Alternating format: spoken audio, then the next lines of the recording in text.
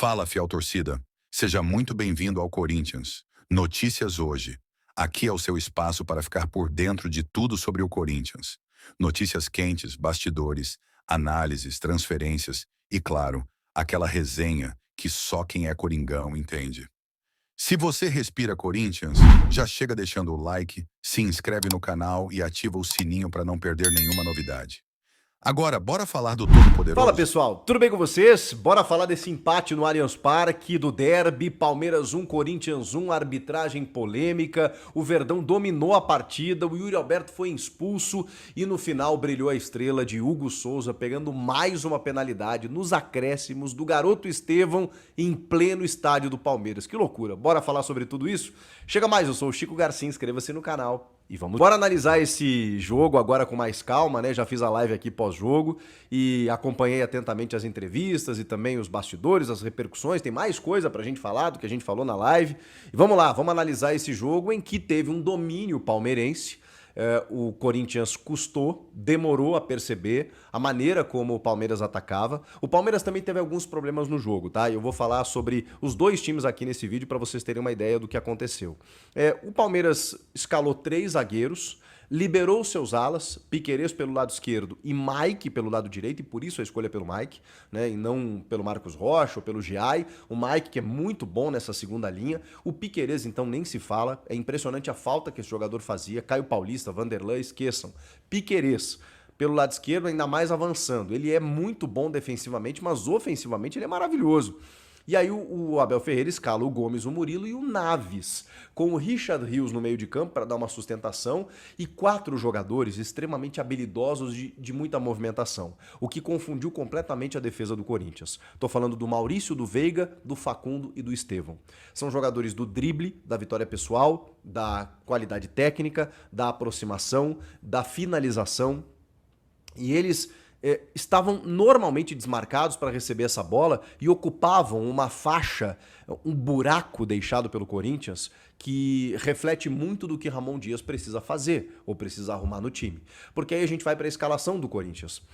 E a escalação do Corinthians, ela tem algumas ausências que já são conhecidas, né? O Rodrigo Garro, que está voltando, o próprio Breno Bidon, que está na seleção, o José Martínez, que não voltou a tempo dos Estados Unidos e tudo mais. E na defesa, não tem outro parceiro nesse momento, pelo menos para o Ramon Dias, para o André Ramalho, que acaba sendo o Kaká. E vamos lá, né? O Kaká não tem a mínima condição. O Kaká é inqualificável para jogar no Corinthians. E assim, quando a gente vê o avanço, a ascensão do menino João Pedro Tchoca, não dá para entender como o João Pedro não é titular.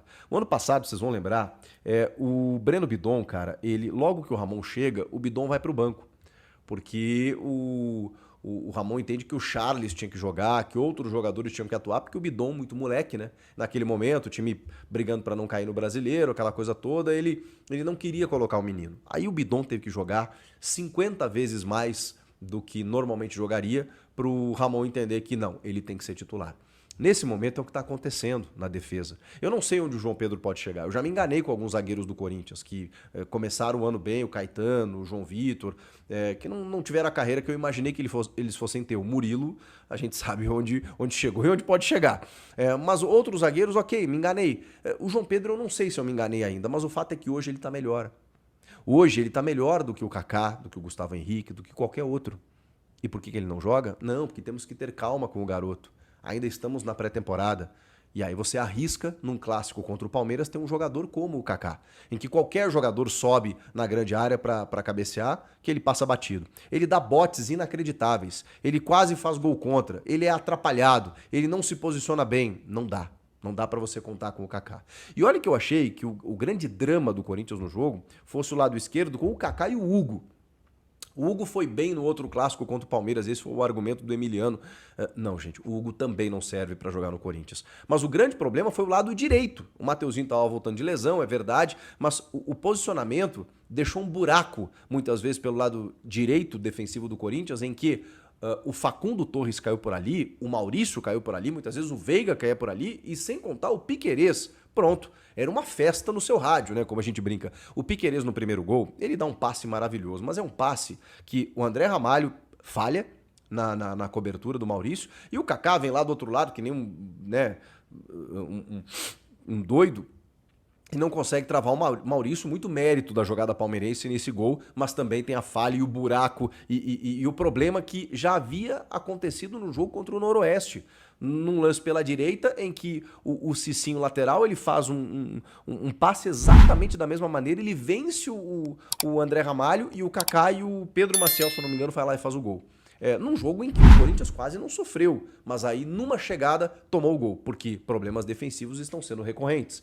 O Ranieri não terminou a temporada, não começou a temporada da forma como terminou. Hoje o Martínez ali é titular absoluto no meio-campo, na primeira função. O Ranieri está tendo muitas dificuldades. Então esses buracos, eles apareciam entre o meio e o ataque. Com jogadores de qualidade como o Palmeiras tem, gente, foi um amasso. Foi um amasso. Primeiro tempo foi assim, muito lucro. Muito lucro. Palmeiras era para ter construído mais gols e não construiu também por própria incompetência, porque construiu, chegou, abriu o placar logo cedo, aquela pressão funcionou, marcação alta, roubava a bola, a segunda bola normalmente era do Palmeiras e o Palmeiras pouco agrediu o Hugo Souza. Teve uma cobrança de falta do Richard Rios, teve uma outra bola do Piquerez que passou pertinho, mas é aquele velho problema da falta do 9. Falta um centroavante no Palmeiras. Se tem um fazedor de gols no Palmeiras, fatalmente teria vencido o jogo. Porque a bola circulou muito a grande área, mas não tinha quem matasse a jogada. E aí o Corinthians descobre um gol. Mas descobre um gol. Em alguns outros momentos, chegou também. O Memphis Depay estava tentando um pouco mais recuado, numa jogada individual muitas vezes, deu uma caneta maravilhosa no Naves, estava tentando um passe para o Yuri Alberto, muitas vezes batia na defesa e voltava, e aí quando ele conseguiu encaixar numa jogada que vem do Igor Coronado, do Hugo para o Igor Coronado, ele toca para o Memphis avança e aí ele consegue tocar no ponto futuro para o Yuri. O Yuri pela primeira vez recebia a bola em condições de finalizar, chuta e o Everton defende. O Yuri fez muito pivô no jogo, o que a gente sabe que não funciona. Ok, o jogo não era para atacar espaço, mas esse tipo de jogada o Corinthians tinha que criar mais, porque aí o Yuri chegaria, como chegou, no gol em que o Memphis tem um mérito absoluto de roubar a bola do Richard Rios, esperar o tempo certo para servir o Yuri acredita na jogada e a finalização dele é perfeita, um chute cruzado quase na bochecha da rede, quase na trave, no cantinho para vencer o Everton. Primeiro gol do Yuri na temporada esse ano. Mas uma jogada que começa muito com o Memphis estava tentando encontrar esse passe e o Yuri fez aquilo que a gente sabe que ele sabe fazer, né? Se desloca pelas pontas, né? No bico da área, não fica fazendo pivô esperando essa bola porque não ia dar jeito. Aí o Yuri praticamente não tocou na bola. Quando ele conseguiu esse espaço, o Memphis descolou esse espaço, o Corinthians empatou. Mas realmente, diante das circunstâncias, era um achado aquele gol. Porque o Palmeiras era muito superior em termos de volume, em termos de supremacia, finalizações e tudo mais. E teve ainda uma bola do André Ramalho, numa cobrança de escanteio do Coronado, em que o Everton faz uma defesa, mirabolante. É inacreditável a defesa que o Everton faz. Porque o André Ramalho pega em cheio, assim, ele chapa assim, a bola que vem do alto, e aí o Everton acaba fazendo uma baita defesa em cima e acaba salvando o que seria o gol do Corinthians. Mesmo assim, repito, em volume, Palmeiras foi muito superior. Vem o segundo tempo e tem uma troca da comissão técnica do Corinthians. Eles retiram o jogador que agora eu esqueci, para botar o João Pedro Choca, o Alex Santana, que já tinha cartão amarelo. E aí coloca mais um zagueiro. Justamente para abrir os laterais, né? Avançar um pouco mais o Mateuzinho e no lado esquerdo o Hugo, mas depois entra o Matheus Bidu. Justamente um espelho do que estava fazendo o Palmeiras. Não adiantou muito, adiantou um pouquinho, só que em 15 minutos vem a expulsão do Yuri Alberto. E aí não teve jeito, né? De novo, o Corinthians teve que recuar e o Palmeiras de novo empurrou o Corinthians para o seu campo. Foi um amasso de novo. Eu já vou falar das questões da arbitragem aí, que eu sei que vocês querem saber. Mas enfim, aí o Palmeiras começou a pressionar. O Ramon alçou mão de Charles e outros jogadores que infelizmente não dão conta do recado, e o Palmeiras enfrentou o mesmo problema do primeiro tempo. Circulou a bola, não tinha um 9, não conseguia chegar, finalizou até algumas vezes e tal, mas não tinha aquele definidor. Foi volume, pressionando, um jogador a mais, aquela coisa toda, até que vem 2 lances de penalidade. Um que não foi marcado pelo Klaus, e o outro que acabou sendo marcado. E aí o Klaus já estava com uma carga do primeiro tempo pela expulsão do Yuri Alberto. Primeiro, o chute na bandeirinha de escanteio. A regra não prevê chute na bandeirinha, mas prevê lá provocações nas comemorações, né, de uma forma que você inflame a torcida adversária. Não tem muito o que fazer, torcida única. Então, ele só tinha como comemorar na frente da torcida do Palmeiras. Mas o chute na bandeirinha, ele gerou muita polêmica nos últimos tempos, vocês vão lembrar. Até o Veiga fazia muito essa comemoração. Até que o Wilson Luiz Seneme, chefe da comissão de arbitragem, orientou os árbitros brasileiros a aplicarem o cartão amarelo quando eles comemorarem dessa forma. E sugeriu, inclusive, aos jogadores que não fizessem isso. E isso meio que parou. Então, a recomendação aos árbitros, nesse caso, até por ser torcida única e tal, e aí é um gol do adversário, da maneira como ele comemorou, amarelinho. Não tem muito o que fazer ali naquele lance. O segundo, eu entendo quem diga que, cara, nunca vi um jogador ser punido por simular uma falta fora da área. Todo jogador simula falta, né? O Daverson, meu Deus, não jogaria mais futebol. Mas eu não posso condenar aquilo que está certo pela regra. O Yuri, ele simulou de uma forma ostensiva. Eu concordo que não é o normal. E que daqui a pouco o árbitro poderia usar o bom senso, poderia administrar, poderia conversar com o Yuri. Yuri, você está querendo me sacanear? Você é malandro, aquela coisa toda.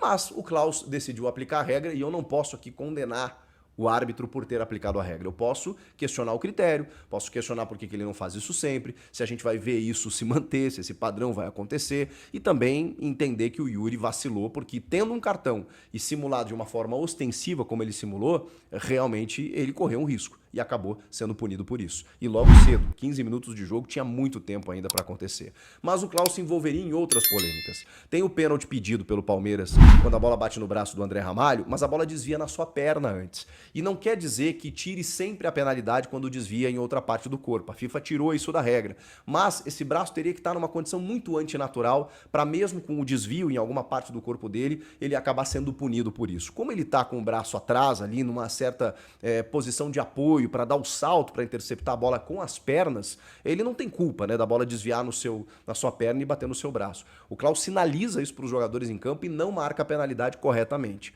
E aí vem um lance mais polêmico, que é o pênalti sofrido pelo Estevão, que num vacilo tremendo da defesa do Corinthians, o cara entra a dribles, o Kaká dá um bote inacreditável dentro da área, na entrada da área ali, e aí ele consegue passar mais pelo Bidu, passa pelo terceiro, quando ele passa pelo Rian, ao choque.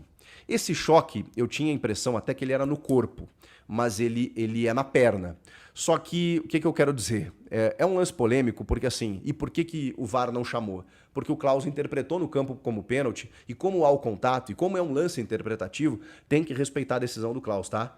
De marcar a penalidade. Porque o Rian, ele dá a perna ele deixa a perna para fazer o bote, só que ao mesmo tempo o Estevão vai se projetando. Essa é a minha análise, que o Estevão se projeta.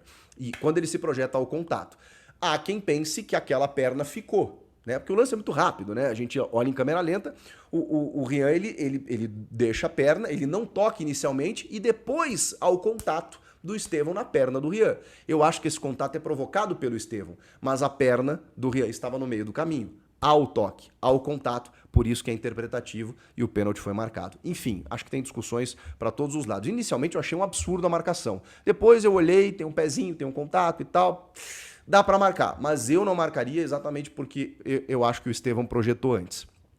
E aí vem a defesa espetacular do Hugo Souza, que é um fenômeno no gol do Corinthians. Sexto pênalti defendido, o segundo essa semana. Ele faz uma leitura brilhante do pênalti do Estevão. O Estevão sempre chuta no alto, o Estevão chutou baixo. Não sei se realmente ele sentiu a pressão. Acréscimos, clássico, derby, o Hugo, que é um pegador, ele chapa no canto direito e o Hugo vai lá buscar numa defesa extraordinária. E garante esse empate para o Corinthians, o Hugo Souza brilhando mais uma vez. Aí você tem várias maneiras de você analisar isso, né? O Corinthians vai depender sempre do seu goleiro. Não pode, né? O Corinthians não vai ajustar os seus erros defensivos, vai se permitir sofrer, como aconteceu contra o Novo Horizontino, ok, era um time completamente descaracterizado, né? Mas não dá para depender sempre do seu goleiro. O jogo hoje tinha um jogador a menos, ok, mas o Corinthians tem que corrigir esses problemas defensivos para não sofrer tanto. Mesmo assim, tem um goleiro fora de série. Um cara extraordinário, que trabalha muito e que merece tudo que está acontecendo com ele. E aí tem uma outra polêmica, que aí vem a reclamação do Abel Ferreira de uma invasão do João Pedro Tchoca. A regra mudou no seguinte sentido.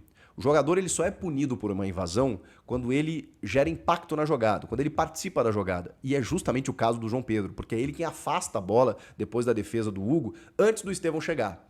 E aí, a grande questão é se ele invadiu ou não. E a imagem ela não é conclusiva. Dá a impressão de que na batida do Estevão ele já está com o pé depois da linha ou em cima da linha, porque se esse pé realmente está em cima da linha, ele já está dentro da área, faz parte da área. E aí o pênalti tem que ser repetido. Mesmo que outro jogador do Palmeiras invada também. Por quê? Porque ele gerou impacto na jogada e beneficiou, e se beneficiou disso. Agora, se no momento da batida ele, mesmo estando projetado, o pé dele está atrás da linha, não tem invasão. O VAR tem que analisar isso. Provavelmente analisou, imaginamos que sim.